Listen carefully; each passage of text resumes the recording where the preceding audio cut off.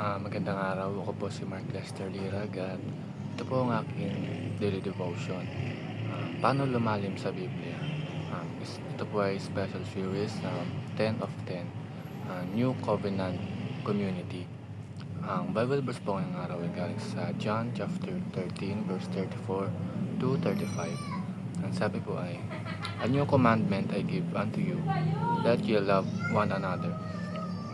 As I love you, that ye also love one another. By this shall all men that ye are my disciples, if ye have love one to another. Um, Dito natin makikita ang essence ng New Covenant Community. Isang komunidad na itinayo sa pagmamahal ni Kristo. Ito ang simbahan ng bayan ng Diyos na tinubos niya sa pamamagitan ng kanyang dugo at ngayon ay nabubuhay sa ilalim ng bagong tipan. Ang first teaching ngayong araw is, Jesus community is built on love. Ang pundasyon ng komunidad ng Diyos ay hindi kayamanan, hindi katilinuhan at hindi impluensya, kundi pag-ibig. Hindi lang basta ordinaryo ang pagmamahal, kundi isang pagmamahal na tulad ng kay Kristo. Kaya nga sabi ni Jesus, as I have loved you. Paano ba tayo minahal ni Jesus? Hindi lang sa magagandang araw, kundi pati sa ating kahinaan at kasalanan ay minamahal tayo ng Panginoon. At ibinigay niya ang kanyang buhay para sa atin. At kung nais natin maging tunay na bahagi ng komunidad na ito ay dapat mamuhay tayo sa pagmamahal.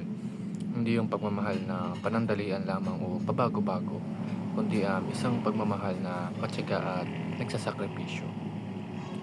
Ang second teaching is, Jesus' love conquers the world.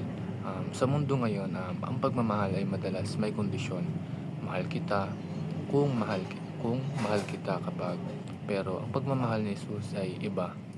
Walang kondisyon at walang limitasyon. Kaya nga sa pamamagitan ng ganitong klaseng pagmamahal is mapagtatagumpayan natin ang mundo. Sabi nga sa Romans chapter 8 verse 37, Nay, in all these things we are more than conquerors through Him that loved us.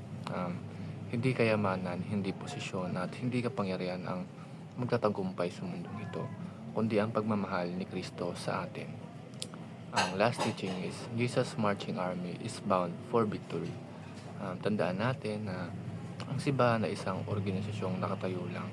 Ito ay isang hukbo, isang army na sumusunod kay Kristo patungo sa tagumpay.